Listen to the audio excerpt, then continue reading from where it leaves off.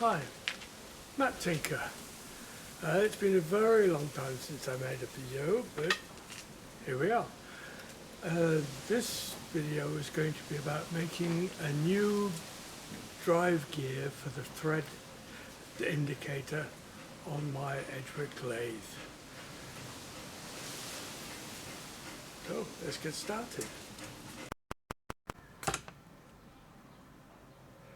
Okay, so this is the gear in question, and as you can see, it's lost more than 2/3 of the thickness of the tooth here. The bit that's left is actually about 1 mm. It's very close to breaking off. So it's a relatively simple thing, but it's got a 5/8 inside diameter and a 1.394 outside diameter across the outside, which is actually 35 millimeters. So in order to make this, I'm going to make a hob because I don't have any other way of doing it. I've already made several worm wheels using taps, so what I'm effectively going to make is an 1.5" 4 Acme tap, very short length of, which will actually work as a hob to cut the teeth of this particular little gear. So what I intend to do is to start with a piece of unknown steel that I think will harden. It doesn't really matter if it doesn't, because I'm going to make at least one of these out of plastic. So the next thing to do is to take this piece of steel. I've got a piece, it's a hexagonal piece that's going to be quite useful for later on. So it needs facing both ends, a center putting in it, and then necking it in the middle to produce a part that can make the 35 millimeter or 1.394 inch diameter to make the hub. Okay, well, this did not go anything like I hoped it would. The hob that I've started making was a pretty resounding failure. I got off to a bad start with a very tarry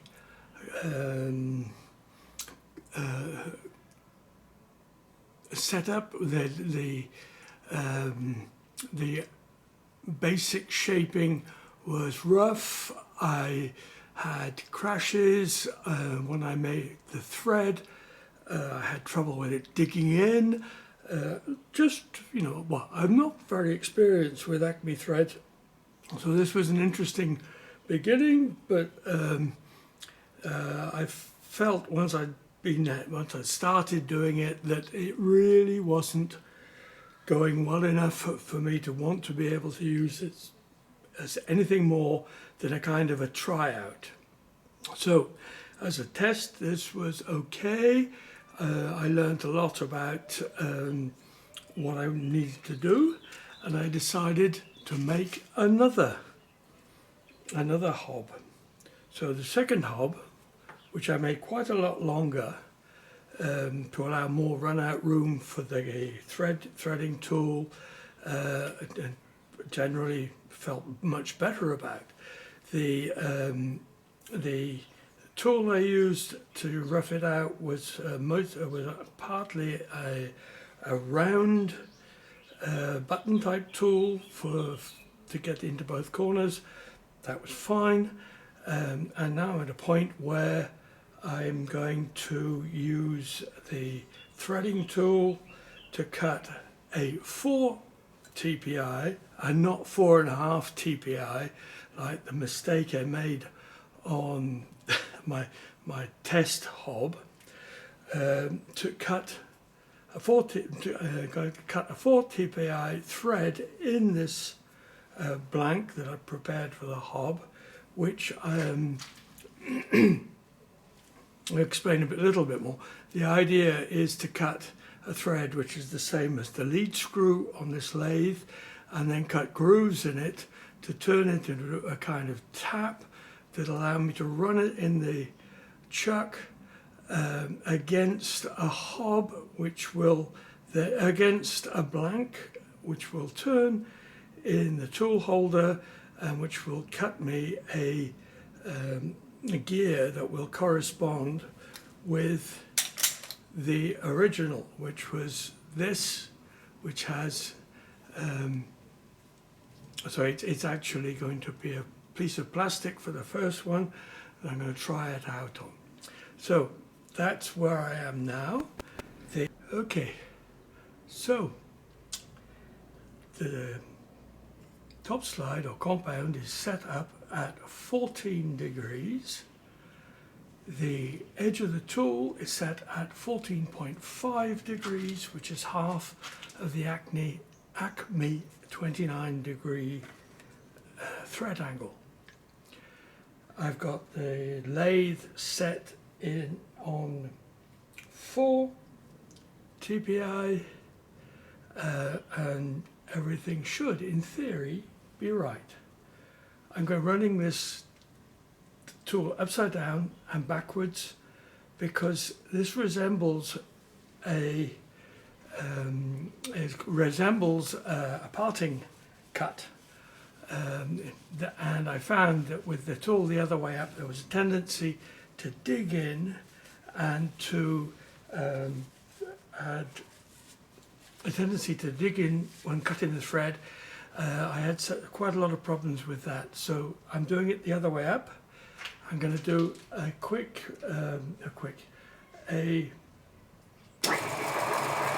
test cut, which should be my 0.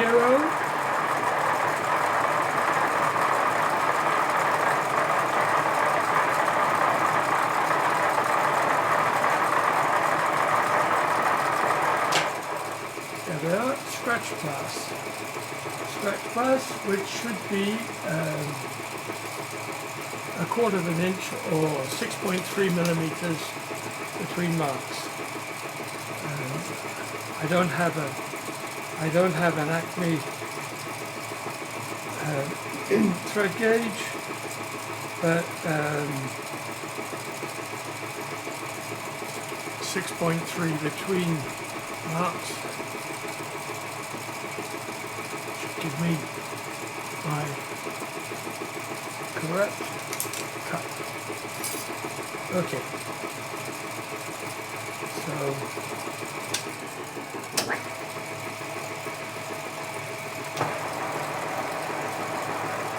pull out to go back to the starting point.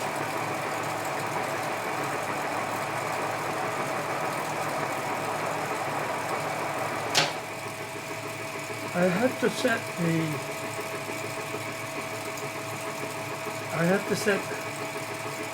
the top slide or cross slide that way rather than that way, which is more logical, but cutting into the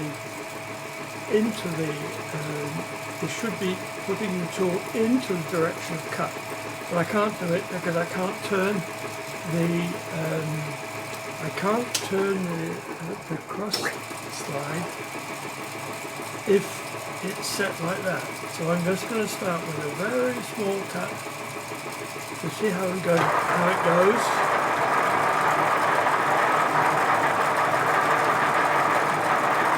I'm relatively new to Acme, and this is only the second time I've ever cut an Acme thread.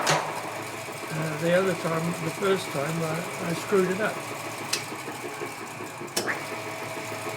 Because I don't have a thread dial, because I'm actually cutting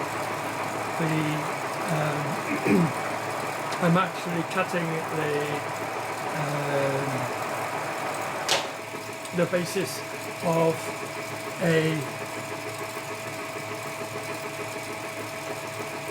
stop, change directions.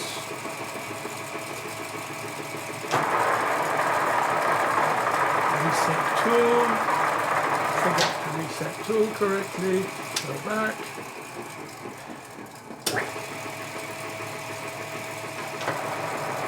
go back to where we were.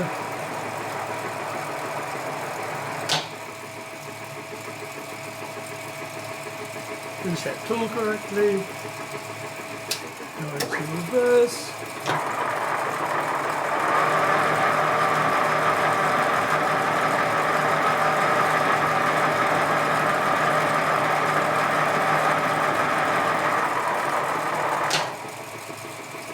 Find out tool. Go back to starting point.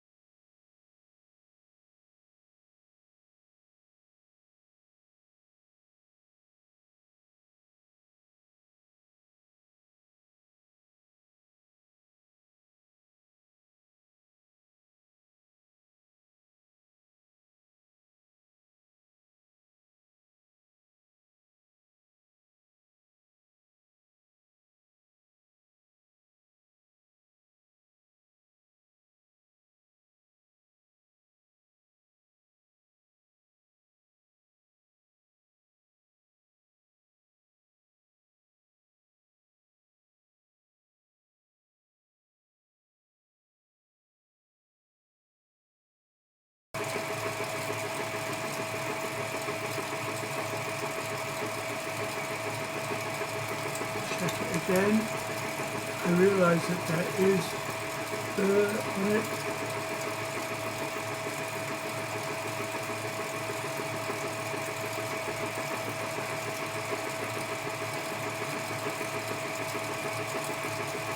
And according to my measurements, I'm there.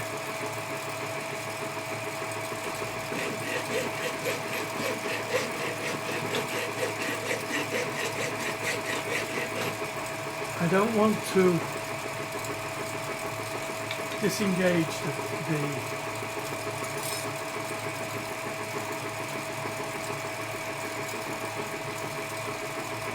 I don't want to disengage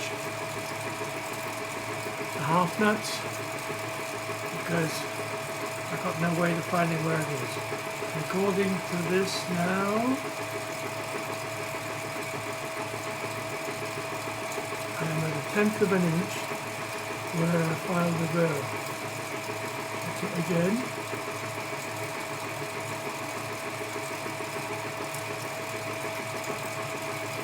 Tenth of an inch now that I've filed the burr. That means that I've got 25 thou to go.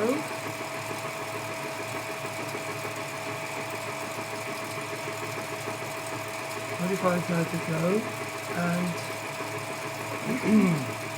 so I will give it 10.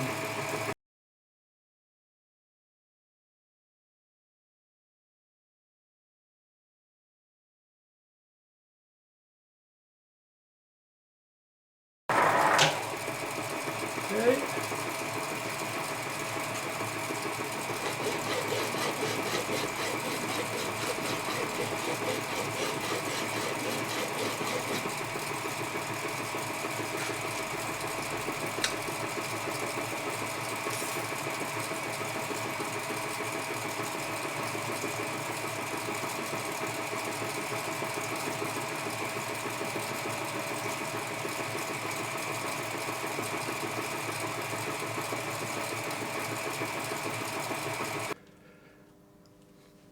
Okay, so this setup is to make the flutes along the edge of what is the 4 TPI thread, which mimics the lead screw on the Edgwick lathe.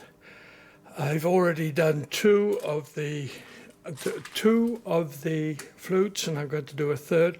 I wanted to be sure that I was doing it okay before I started this time, which seemed like a good idea. And so two are done, and I'm going to get on with the third.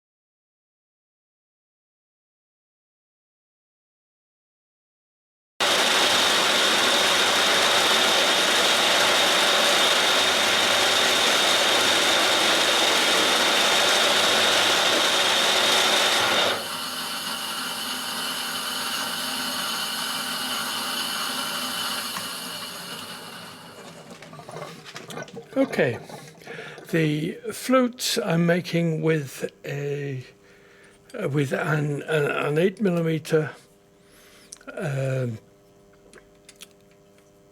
8mm 2-flute round nosed end mill. The object being to create something that is not too fine here, that when I temper it, it won't burn out the ends of what will be later the teeth, and the idea being that I will get the final shape when I grind it on the tool and cutter grinder. So I'm using the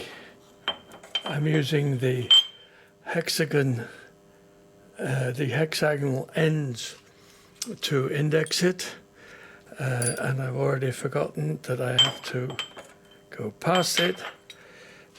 So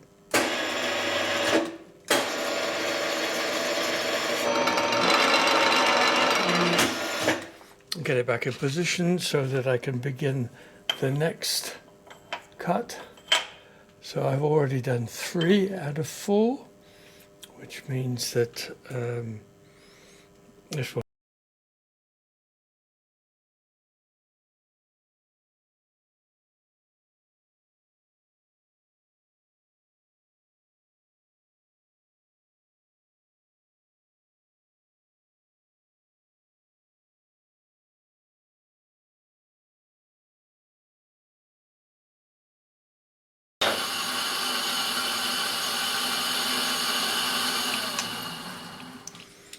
So 4 down,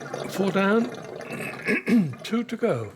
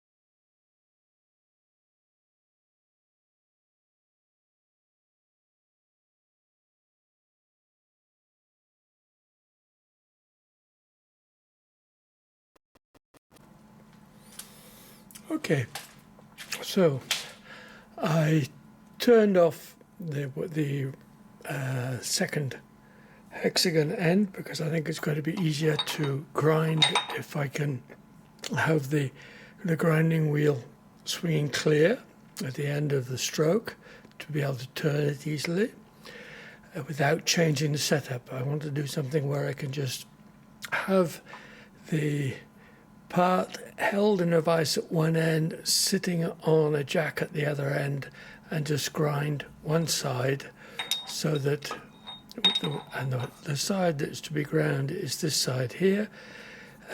I've got a slope on it there, and by using a ball-nosed end mill, I've got a fairly blunt edge here. Now, I didn't want a sharp edge before grinding because that would be likely to burn up during the hardening process.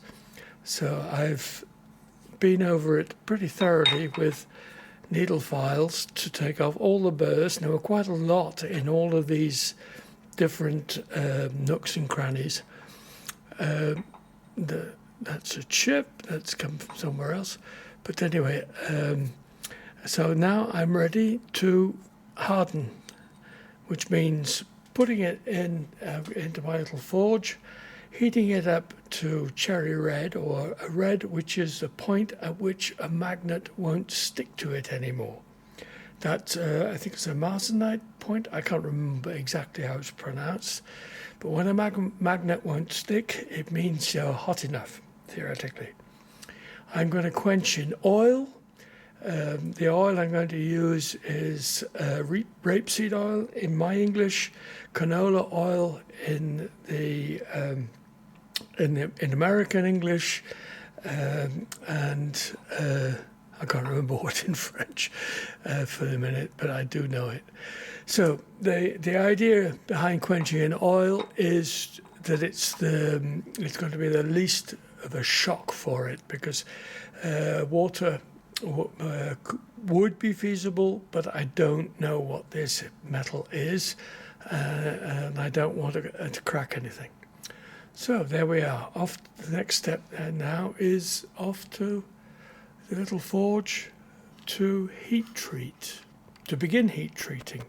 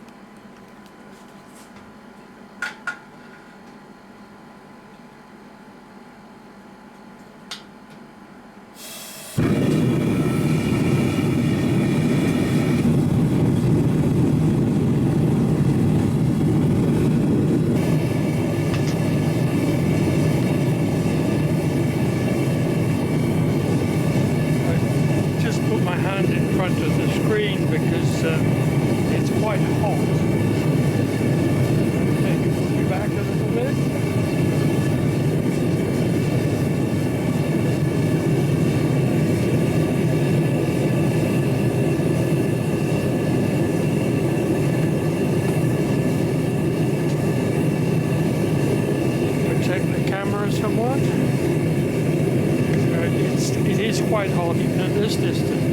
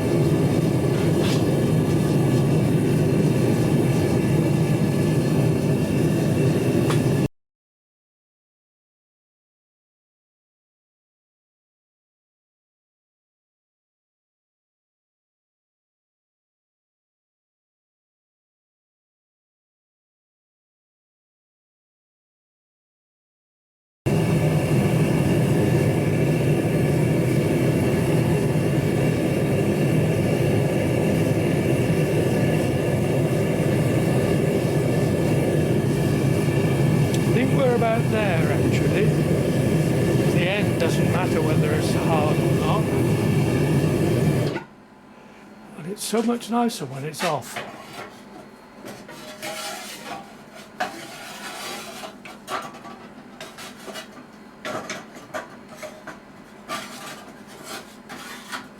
Okay, now poof.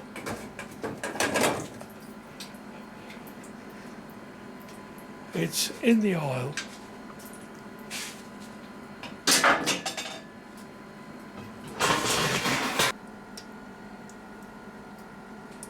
It's in the oil, it's gone nice and black. Just leave it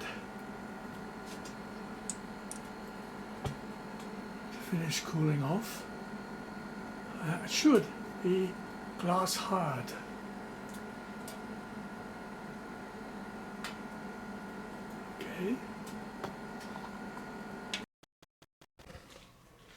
Okay, so the file skates over. It takes the black off, but it doesn't take any metal off.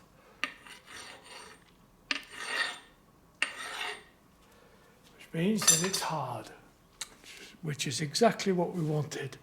So the next job is now to clean it up and put it in the oven to draw back the temper to bring it back to being not quite as hard as it is now, because at the moment it's glass hard. The fire will take the black off, but the black is only oxidation on the surface. So it's not biting. Good. That so far is successful.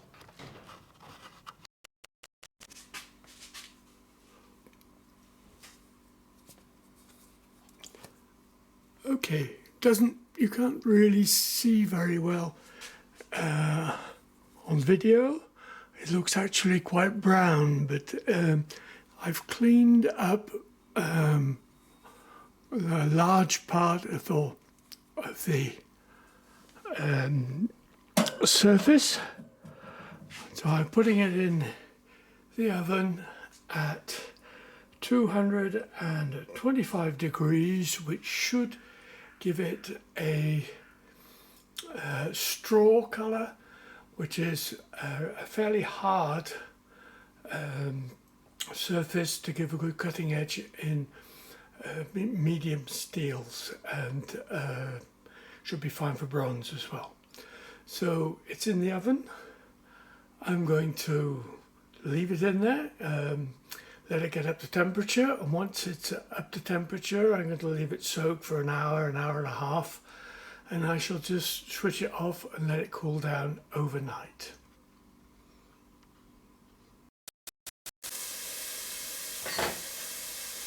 So from time to time I'm monitoring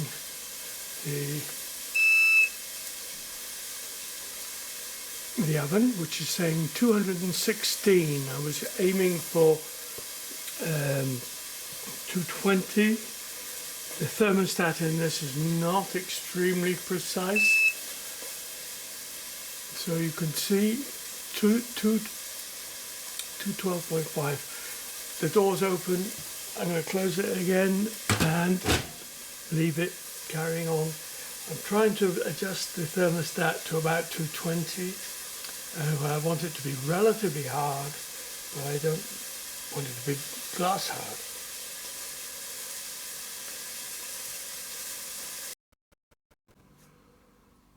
Okay, so the hob has been in there for 2 hours. It's now got quite dark. I just check it.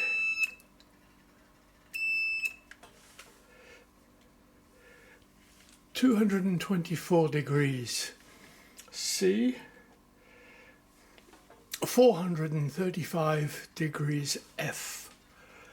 It's been in there for 2 hours. I can't see it very clearly, but I'm just going to switch it off and let it cool down. It should have, it should be a little bit softer. 225 degrees, it should be medium straw colour, which is about what I wanted. Okay, see you in the morning. It's a bit cloudy today, so the light's not brilliant, but here on the piece of white paper you can see the gold colouring, which is the result of the oxidization that takes place when it's heated. The colour is specific to temperature. So this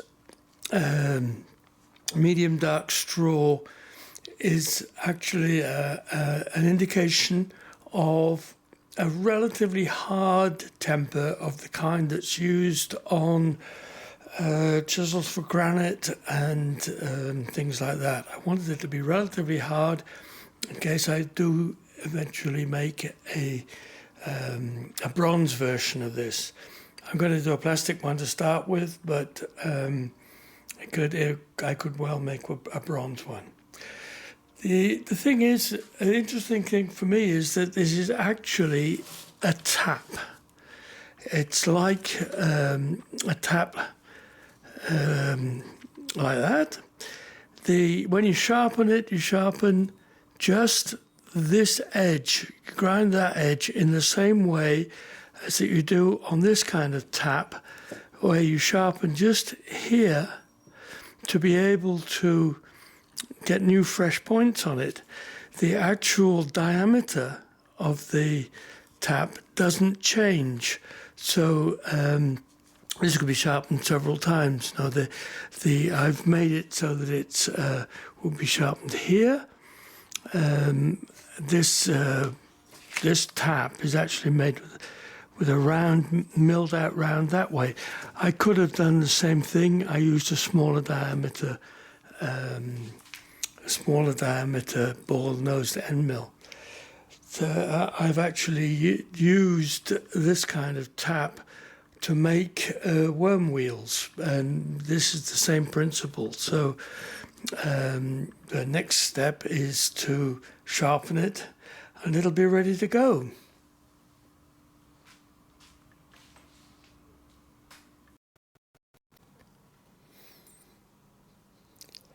Right, the next operation is sharpening it.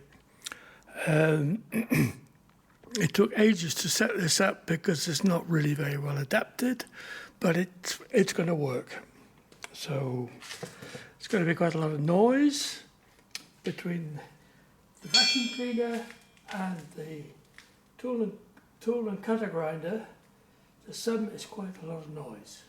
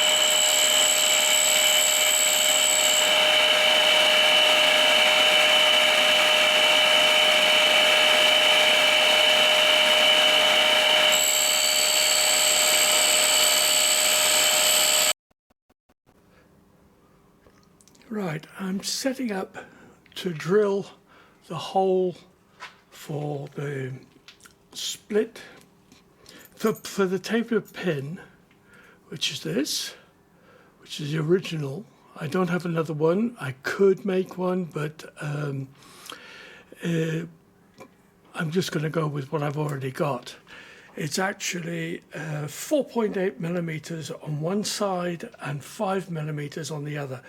I don't know whether somebody else has redone something with it before, because it really looks rather rough and shoddy, and I don't know how they made it. But anyway, that bit in the middle fits in to the drive pin. The outers are 4.8 and 5 millimeters. So I've set the y-axis to get the hole position, and then I'm just going to center find to find the X, and it should all go from there. Right, here we go.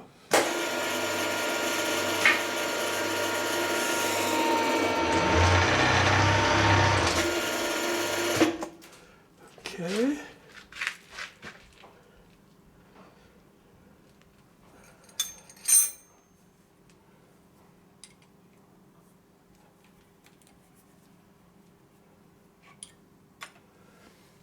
I'm going to drill the gear that I've already made, and the other blank, because this one is, although it looks scruffy because it's got it's dirty, it's very terry stuff, and it's very difficult to keep clean and to keep burr free. The burrs on it, you just have to look at them and they're dirty, and I've tried to clean them up, as I don't think it's really going to make any difference to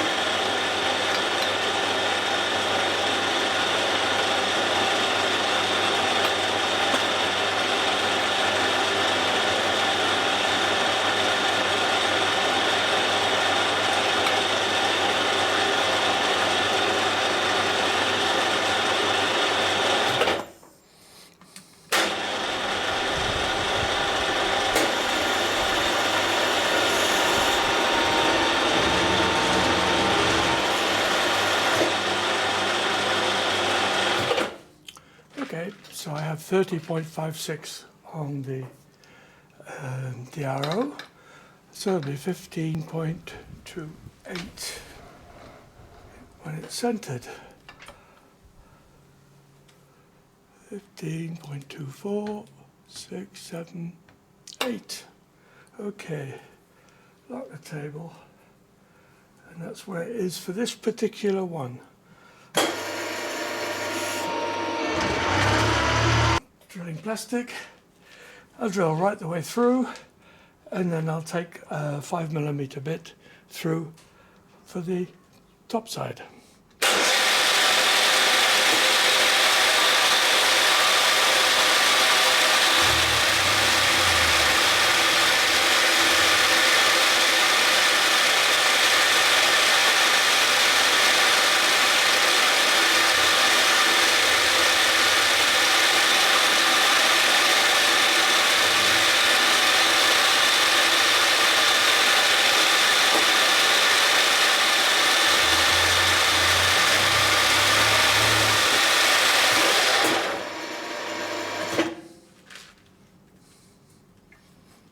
Okay, so that's the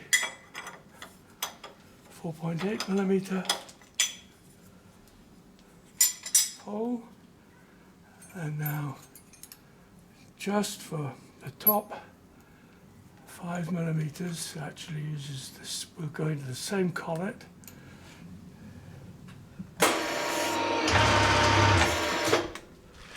I don't bother to use drill chucks in the milling machine, and just use nothing but collets. It's easier. Unless I've got to do a lot of changes, but okay, that should be more than tight enough to just go down through one side, bring it out to 5.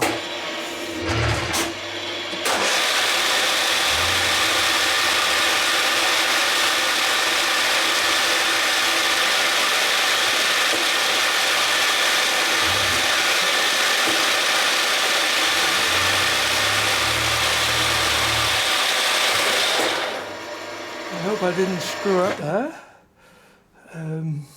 Anyway, if I did, I did. I'm going to make some more of these anyway, but I want to be able to at least try this out to test it in operation. So that's drilled 5 millimeters on one side, 4.8 on the other. With that, yeah, okay, so that fits through nicely, and it is lining up for the other side. Good, fine, great. It looks like I've won, at least as far as that is concerned.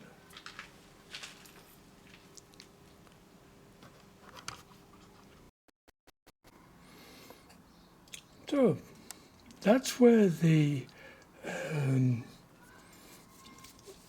thread gauge fits, and here it is, finally fitted to the shaft it's going on, with the original next to it, and a second blank that I will make up anyway. But what I'm going to do is I'm going to try this first plastic one out to see how it gets on, because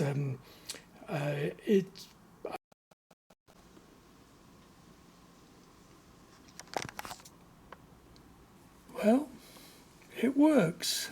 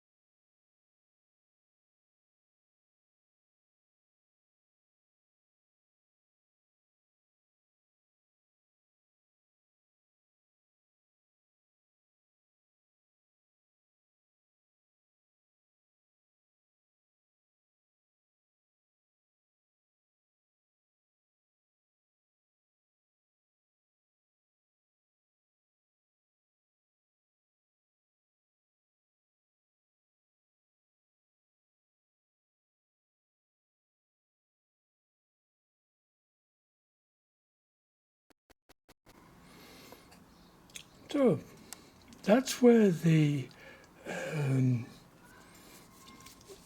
thread gauge fits, and here it is, finally fitted to the shaft it's going on, with the original next to it and a second blank that I will make up anyway. But what I'm going to do is I'm going to try this first plastic one out to see how it gets on, because I'm not too confident about it, but I'm also thinking about sleeving the original gear and cutting that to bring it back to its new specifications, or to a new state. Okay, so that's it for this video.